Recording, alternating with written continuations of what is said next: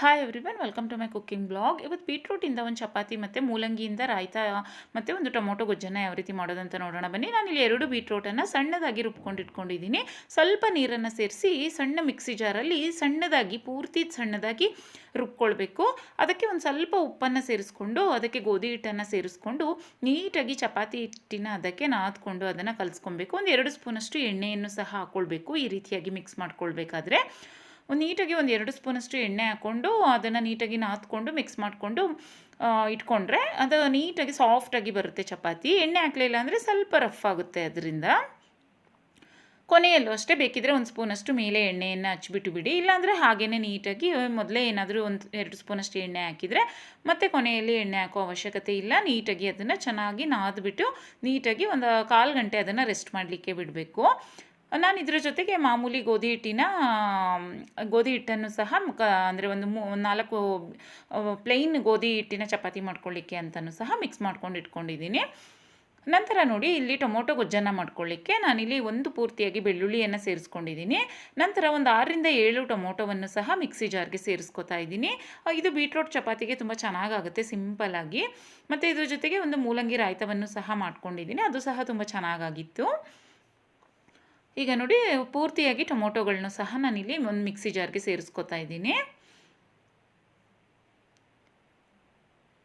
ನಂತರ ಇಲ್ಲಿ ಇದಕ್ಕೆ ಒಂದು ಅರ್ಧ ಸ್ಪೂನಷ್ಟು ಜೀರಿಗೆಯನ್ನು ಹಾಕೋತಾ ಇದ್ದೀನಿ, 1 ಸ್ಪೂನಷ್ಟು ಅಚ್ಚ ಖಾರದ ಪುಡಿ, ಒಂದು 1/4 ಸ್ಪೂನಷ್ಟು ಅರಿಶಿನ ಪುಡಿ, ಬೇಕಿದ್ರೆ ಒಂದು ಅರ್ಧ ಸ್ಪೂನಷ್ಟು ಸಾಂಬಾರು ಪೌಡ್ರ್ ಸಹ ಹಾಕ್ಕೊಳ್ಳಿ, ತುಂಬ ಚೆನ್ನಾಗಾಗುತ್ತೆ. ಈಗ ಅದನ್ನು ಸ್ವಲ್ಪ ನೀರನ್ನು ಸೇರಿಸ್ಕೊಂಡು ಬೇಕಿದ್ರೆ ಗ್ರೈಂಡ್ ಮಾಡ್ಕೊಳ್ಳಿ, ಏನಾದರೂ ಹಾಗೆ ಗ್ರೈಂಡ್ ಮಾಡಿಕೊಂಡ್ರೂ ಆಗುತ್ತೆ. ನಂತರ ಈಗ ಒಂದು ಬಾಣಲಿಗೆ ಸ್ವಲ್ಪ ಎಣ್ಣೆ, ಕರಿಬೇವಿನ ಸೊಪ್ಪಿದ್ರೆ ಹಾಕ್ಕೊಳ್ಳಿ, ಸ್ವಲ್ಪ ಜೀರಿಗೆ ಮತ್ತು ಸಾಸಿವೆಯನ್ನು ಹಾಕ್ಬಿಟ್ಟು ನಂತರ ಒಂದು 3 ಈರುಳ್ಳಿಯನ್ನು ಉದ್ದದಾಗಿ ಹೆಚ್ಚಿಬಿಟ್ಟು ಸೇರಿಸಿದ್ದೀನಿ. ಸ್ವಲ್ಪ ಕರಿಬೇವಿನ ಸೊಪ್ಪನ್ನು ಸಹ ಹಾಕ್ಕೊಂಡಿದ್ದೀನಿ. ಈರುಳ್ಳಿ ಸ್ವಲ್ಪ ಚೆನ್ನಾಗಿ ಫ್ರೈ ಮಾಡ್ಕೊಳ್ಳಿ, ಚೆನ್ನಾಗಿ ಫ್ರೈ ಆಗಬೇಕು, ಇಲ್ಲಾಂದರೆ ಸ್ವೀಟ್ ಬಂದುಬಿಡುತ್ತೆ ಗ್ರೇವಿ. ಈರುಳ್ಳಿ ಪೂರ್ತಿಯಾಗಿ ಸಾಫ್ಟಾಗಿ ಚೆನ್ನಾಗಿ ಫ್ರೈ ಆದಮೇಲೆ ಅದಕ್ಕೆ ರುಬ್ಕೊಂಡಿರುವಂತಹ ಟೊಮೊಟೊ ಮಸಾಲವನ್ನು ಸೇರಿಸ್ಬಿಟ್ಟು ನೀಟಾಗಿ ಅದು ಎಣ್ಣೆ ಬಿಡಬೇಕು. ಅದಕ್ಕೆ ಸ್ವಲ್ಪ ಒಂದು ಅರ್ಧ ಗ್ಲಾಸಷ್ಟು ನೀರನ್ನು ಸಹ ನಾನು ಸೇರಿಸ್ಕೊಂಡಿದ್ದೀನಿ. ಏಕೆಂದರೆ ಅದೊಂದು 5 ನಿಮಿಷ ಅದು ಚೆನ್ನಾಗಿ ಕುದಿಬೇಕಾಗುತ್ತೆ. ನೋಡಿ, ತುಂಬ ತಿಕ್ನೆಸ್ ಬಂದುಬಿಡುತ್ತೆ. ಅದರಿಂದ ಸ್ವಲ್ಪ ನೀರನ್ನು ಸೇರಿಸ್ಕೊಂಡು ಈಗ ಅದನ್ನು ಚೆನ್ನಾಗಿ ಕುದಿಸ್ಕೊಬೇಕು. ಈಗ ಇದಕ್ಕೆ ಬೇಕಿದ್ರೆ ಕಸೂರಿ ಮೇಥಿ ಹಾಕಿದರೂ ಚೆನ್ನಾಗಾಗುತ್ತೆ, 1-2 ಪಲಾವ್ ಎಲೆ ಹಾಕ್ಕೊಂಡ್ರೂ ಸಹ ತುಂಬ ಚೆನ್ನಾಗಾಗುತ್ತೆ. ಅಂದರೆ ಟೇಸ್ಟ್ ಸ್ವಲ್ಪ ಚೇಂಜ್ ಆಗುತ್ತೆ ಅಂತ ಅಷ್ಟೇ. ಮತ್ತು ಇದನ್ನು ರುಬ್ಬುವಾಗ 1-2 ಗೋಡಂಬಿ ಹಾಕ್ಕೊಂಡ್ರೂ ಸಹ ತುಂಬ ಚೆನ್ನಾಗಾಗುತ್ತೆ ಟೇಸ್ಟ್. ಗೋಡಂಬಿ ಇಲ್ಲಾಂದರೆ ಬಾದಾಮಿ ನೆನೆಸಿರುವಂಥದ್ದನ್ನ ಯಾವುದನ್ನಾದರೂ ಡ್ರೈ ನಟ್ಸ್ಗಳನ್ನ ಹಾಕ್ಕೊಂಡ್ರೂ ಸಹ ತುಂಬ ಚೆನ್ನಾಗಾಗುತ್ತೆ.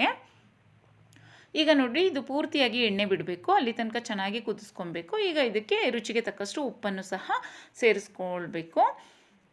ನೋಡಿ, ಈಗ ನಾನು ಲಾಸ್ಟಲ್ಲಿ ಇದಕ್ಕೆ ಕಸೂರಿ ಮೇಥಿಯನ್ನು ಸೇರಿಸ್ಕೊತಾ ಇದ್ದೀನಿ, ಸ್ವಲ್ಪ ಟೇಸ್ಟ್ ಏನು ಅನ್ಸಾಗುತ್ತೆ ಅದರಿಂದ. ಇಲ್ಲಾಂದರೆ ಕೊತ್ತಂಬರಿ ಸೊಪ್ಪಿದ್ರೆ ಕೊತ್ತಂಬರಿ ಸೊಪ್ಪನ್ನು ಸೇರಿಸ್ಕೊಂಡ್ರೂ ಸಹ ಚೆನ್ನಾಗಾಗುತ್ತೆ. ಮತ್ತು ಇದಕ್ಕೆ ಒಂದು ಅರ್ಧ ಸ್ಪೂನಷ್ಟು ಗರಂ ಮಸಾಲ ಮತ್ತು ಡ್ರೈ ಜೀರಿಗೆ ಪೌಡರ್ನ ಸಹ, ಅಂದರೆ ರೋಸ್ಟ್ ಮಾಡಿರುವಂತಹ ಒಂದು ಅರ್ಧ ಸ್ಪೂನಷ್ಟು ಜೀರಿಗೆ ಪೌಡರ್ ಹಾಕ್ಕೊಂಡ್ರೂ ಸಹ ಚೆನ್ನಾಗಾಗುತ್ತೆ.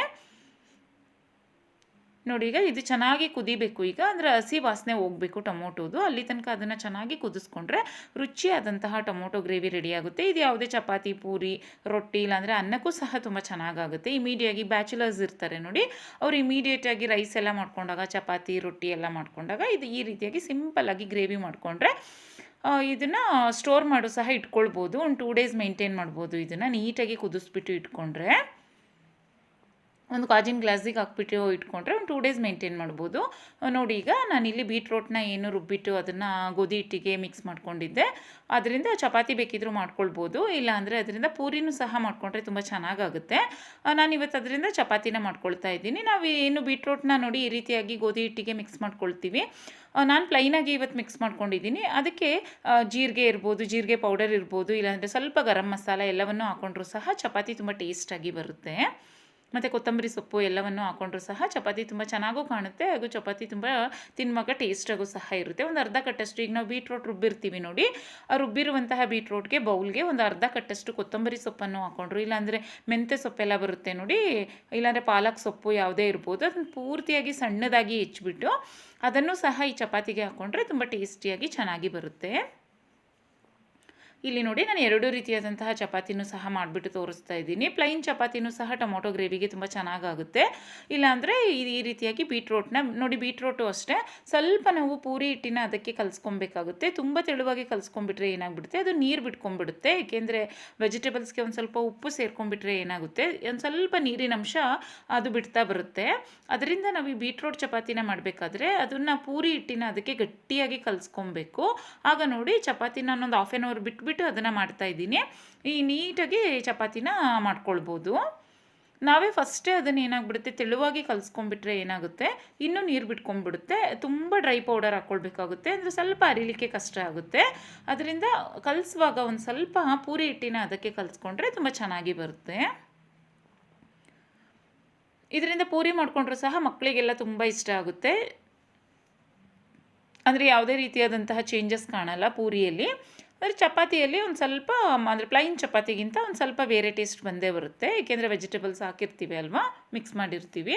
ಅಂದರೆ ಹೆಲ್ತ್ ವೈಸ್ ಒಳ್ಳೆಯದಾಗಿರೋದ್ರಿಂದ ಒಂದೊಂದು ಟೈಮ್ ರೇರಾಗಿ ಒಂದು 15 ಡೇಸ್ಗೆ ಒಂದು ಸರಿ ಈ ಥರ ಎಲ್ಲ ಮಾಡಿಕೊಂಡ್ರೆ ಹೆಲ್ತಿಗೆ ಸಹ ಒಳ್ಳೆಯದು. ಮತ್ತು ಡಯಟ್ ಮಾಡೋರಿಗೆಲ್ಲ ತುಂಬ ಹೆಲ್ಪ್ ಆಗುತ್ತೆ. ನೋಡಿ, ಈ ರೀತಿಯಾಗಿ ನೀಟಾಗಿ ಬೇಯಿಸುವಾಗಲೂ ಅಷ್ಟೇ ಸುತ್ತ ಒಂದು 2 ಸ್ಪೂನಷ್ಟು ನೀಟಾಗಿ ಎಣ್ಣೆ ಹಾಕಿಬಿಟ್ಟು ಬೇಯಿಸ್ಕೊಳ್ಬೇಕು.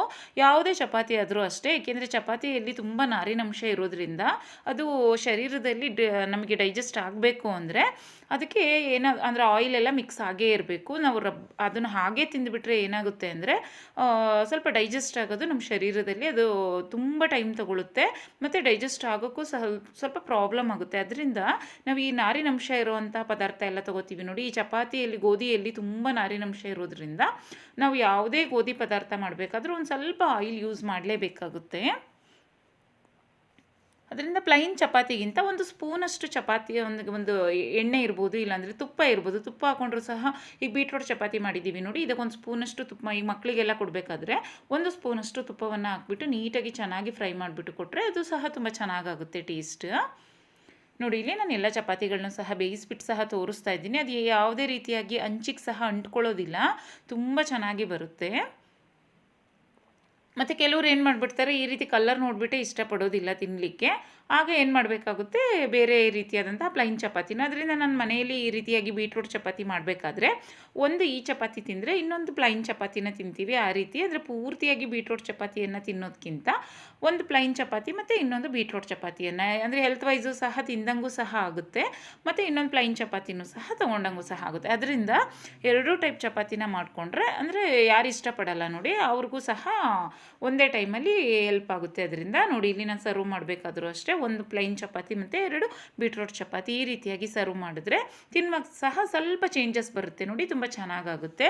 ನೋಡಿ, ಟೊಮೊಟೊ ಗ್ರೇವಿ ಸಹ ತುಂಬ ಚೆನ್ನಾಗಾಗಿತ್ತು. ಇದಕ್ಕೆ ಒಂದು ಸ್ಪೂನಷ್ಟು ತುಪ್ಪ ಹಾಕ್ಕೊಂಡ್ರೆ ತುಂಬ ಚೆನ್ನಾಗಾಗುತ್ತೆ. ಮತ್ತು ಇದಕ್ಕೆ ಒಂದು ಮೊಸರಿನ ರಾಯ್ತವನ್ನು ಮಾಡಿಕೊಂಡ್ರೂ ಸಹ ಚೆನ್ನಾಗಾಗುತ್ತೆ. ಬೀಟ್ರೂಟಿಂದನೇ ಬೇಕಿದ್ದರೂ ರಾಯ್ತ ಮಾಡ್ಕೊಳ್ಬೋದು. ನಾನು ಇವತ್ತು ಮೂಲಂಗಿಯಿಂದ ರಾಯ್ತ ಮಾಡಿಬಿಟ್ಟು ತೋರಿಸ್ತೀನಿ. ನೋಡಿ, ಇಲ್ಲಿ ಬೀಟ್ರೂಟ್ ಚಪಾತಿ ಮತ್ತು ಟೊಮೊಟೊ ಗ್ರೇವಿ ಇಷ್ಟೇ ಮಾಡಿಕೊಂಡ್ರೂ ಸಹ ತುಂಬ ಚೆನ್ನಾಗಾಗುತ್ತೆ. ಇದಕ್ಕೊಂದು ತೆಂಗಿನಕಾಯಿ ಚಟ್ನಿ ಮಾಡಿಕೊಂಡ್ರೂ ಸಹ ತುಂಬ ಚೆನ್ನಾಗಾಗುತ್ತೆ. ಮೂಲಂಗಿ ರಾಯ್ತ ಮಾಡಲಿಕ್ಕೆ ನೋಡಿ, ನಾನು ಮೂಲಂಗಿಯನ್ನು ತುರಿದಿಟ್ಕೊಂಡಿದ್ದೀನಿ. ಒಂದು 2 ಮೂಲಂಗಿಯನ್ನು ಈ ಥರ ಸಣ್ಣದಾಗಿ ತುರಿದಿಟ್ಕೊಂಡಿದ್ದೀನಿ. ನಂತರ ಒಂದು ಬಾಣಲಿಗೆ ಒಂದು ಸ್ಪೂನಷ್ಟು ಎಣ್ಣೆಯನ್ನು ಹಾಕ್ಕೊಂಡು ಅದಕ್ಕೆ ಸ್ವಲ್ಪ ಸಾಸಿವೆ ಮತ್ತು ಜೀರಿಗೆಯನ್ನು ಹಾಕ್ಕೊಳ್ಬೇಕು. ನೋಡಿ, ಈಗ ಎಣ್ಣೆ ಕಾಯ್ದ ಮೇಲೆ ಅದಕ್ಕೆ ಒಂದು ಸ್ವಲ್ಪ ಸಾಸಿವೆ ಮತ್ತು ಜೀರಿಗೆಯನ್ನು ಸೇರಿಸ್ಕೊತಾ ಇದ್ದೀನಿ. ಈಗ ಇದಕ್ಕೆ ಒಂದು ಈರುಳ್ಳಿಯನ್ನು ಹೆಚ್ಚಾಕೊಂಡ್ರೆ ಇಲ್ಲೇ ಚೆನ್ನಾಗಾಗುತ್ತೆ. ಈರುಳ್ಳಿಯನ್ನು ಹಾಕ್ಬಿಟ್ಟು ಒಂದು ಸ್ವಲ್ಪ ಫ್ರೈ ಮಾಡ್ಕೊಳ್ಬೇಕು. ನಂತರ ಅದಕ್ಕೆ ತುರಿದಿರುವಂತಹ ಮೂಲಂಗಿಯನ್ನು ಹಾಕ್ಬಿಟ್ಟು ಮೂಲಂಗಿ ಹಸಿ ವಾಸನೆ ಹೋಗಬೇಕು ಅಲ್ಲಿ ತನಕ ಅದನ್ನು ಫ್ರೈ ಮಾಡ್ಕೊಳ್ಬೇಕು. ಈ ರೀತಿ ಮಾಡ್ಕೊಳ್ಳೋದ್ರಿಂದ ರಾಯ್ತದಲ್ಲಿ ಮೂಲಂಗಿ ಹಾಕಿರೋ ಅಷ್ಟು ಫ್ರಾಗ್ರೆನ್ಸ್ ಬರಲ್ಲ, ಮಕ್ಕಳು ಸಹ ಚೆನ್ನಾಗಿ ತಿಂತಾರೆ ಅದನ್ನು. ಫಸ್ಟ್ ಈರುಳ್ಳಿ ಹಾಕ್ಬಿಟ್ಟು ಚೆನ್ನಾಗಿ ಫ್ರೈ, ನಾನು ಇವತ್ತು ಈರುಳ್ಳಿ ಹಾಕಿಲ್ಲ, ಹಸಿ ಈರುಳ್ಳಿ ಹಾಕ್ಕೊಂಡಿದ್ದೀನಿ ಅಲ್ಲಿ ರಾಯ್ತದಲ್ಲಿ. ಹಸಿ ಈರುಳ್ಳಿ ಹಾಕೋದಕ್ಕಿಂತ ಇಲ್ಲೇ ಫ್ರೈ ಮಾಡಿಕೊಂಡ್ರೆ ತುಂಬ ಚೆನ್ನಾಗಾಗುತ್ತೆ. ನೋಡಿ, ಈಗ ಫ್ರೈ ಆದಮೇಲೆ ಪೂರ್ತಿಯಾಗಿ ತಣ್ಣಗಾಗೋಕ್ಕೆ ಬಿಡಬೇಕು ಅದನ್ನು. ಈಗ ತಣ್ಣಗಾದಮೇಲೆ ನಾನು ಅದಕ್ಕೆ 1 ಸ್ಪೂನಷ್ಟು ತೆಂಗಿನಕಾಯಿ ತುರಿ, 1 ಸ್ಪೂನಷ್ಟು ಕೊತ್ತಂಬರಿ ಸೊಪ್ಪು, ಒಂದು 2 ಹಸಿಮೆಣಸಿನ್ಕಾಯಿ ಮತ್ತು ಒಂದು ಈರುಳ್ಳಿಯನ್ನು ಸಣ್ಣದಾಗಿ ಹೆಚ್ಚಿ ಸೇರಿಸ್ಕೊಂಡಿದ್ದೀನಿ. ಈರುಳ್ಳಿಯನ್ನು ಹಸಿ ಇದನ್ನು ಸೇರಿಸ್ಕೊಳ್ಳೋದಕ್ಕಿಂತ ಅಲ್ಲೇ ಫ್ರೈ ಮಾಡಿಕೊಂಡ್ರೆ ತುಂಬ ಚೆನ್ನಾಗಾಗುತ್ತೆ. ನಂತರ ಇದಕ್ಕೆ ಒಂದು ಬೌಲಷ್ಟು ಇಲ್ಲಿ ಮೊಸರನ್ನು ಸಹ ಸೇರಿಸ್ಕೊತಾ ಇದ್ದೀನಿ. ಇದು ಸಹ ತುಂಬ ಚೆನ್ನಾಗಾಗುತ್ತೆ ಬೀಟ್ರೂಟ್ ಚಪಾತಿಗೆ. ಈಗ ಯಾರಿಗೆ ಇಮಿಡಿಯೇಟಾಗಿ ನೋಡಿ, ಈಗ ನಾನು ಟೊಮೊಟೊ ಗ್ರೇವಿ ಮಾಡ್ಕೊಂಡಿದ್ದೆ, ಯಾರಿಗೆ ಗ್ರೇವಿ ಮಾಡೋಕ್ಕೂ ಸಹ ಟೈಮ್ ಇರಲ್ಲ, ಚಪಾತಿ ಮಾಡ್ಕೊಂಬಿಟ್ಟು ಈ ರೀತಿಯಾಗಿ ಒಂದು ವೆಜಿಟೇಬಲ್ಸ್ದು ರಾಯ್ತ ಮಾಡ್ಕೊಂಬಿಟ್ರೆ ಸಾಕು, ಚಪಾತಿಗೆ ತುಂಬ ಚೆನ್ನಾಗಾಗುತ್ತೆ ತಿನ್ನಲಿಕ್ಕೆ. ಬ್ಯಾಚುಲರ್ಸ್ ಅಂತೂ ಈ ಥರ ಈಸಿಯಾಗಿ ಮಾಡ್ಕೊಂಬಿಡ್ಬೋದು. ಯಾವ್ದಾದ್ರು ವೆಜಿಟೇಬಲ್ಸ್ನ ತಂದಿಟ್ಕೊಂಡಿದ್ರೆ ಅದನ್ನು ಫ್ರೈ ಮಾಡಿಕೊಂಡು ಅದಕ್ಕೊಂದು ಸ್ವಲ್ಪ ಒಗ್ಗರಣೆ ಹಾಕ್ಕೊಂಡ್ರೆ ರೆಡಿ ಆಗಿಬಿಡುತ್ತೆ ಗ್ರೇವಿ. ರೆಸಿಪಿ ಇಷ್ಟ ಆದರೆ ನೀವು ಸಹ ಟ್ರೈ ಮಾಡಿ, ಹಾಗೆ ಬೇರೆಯವ್ರಿಗೂ ಸಹ ಶೇರ್ ಮಾಡಿ, ಹಾಗೆ ಚಾನಲ್ನ ಸಬ್ಸ್ಕ್ರೈಬ್ ಮಾಡ್ಕೊಳ್ಳಿ. ಹಾಗೆ ಪಕ್ಕದಲ್ಲೇ ಇರುವಂತಹ ಒಂದು ಬೆಲ್ಲೈಕನ್ನ ಪ್ರೆಸ್ ಮಾಡಿ, ಇದರಿಂದ ನಾನು ನೆಕ್ಸ್ಟ್ ವೀಡಿಯೋ ಹಾಕಿದರೆ ಇಮಿಡಿಯೇಟಾಗಿ ಯಾವ ವೀಡಿಯೋ ಹಾಕಿದ್ದೀನಿ ಅಂತ ನಿಮಗೆ ಶೋ ಮಾಡುತ್ತೆ. Thank you.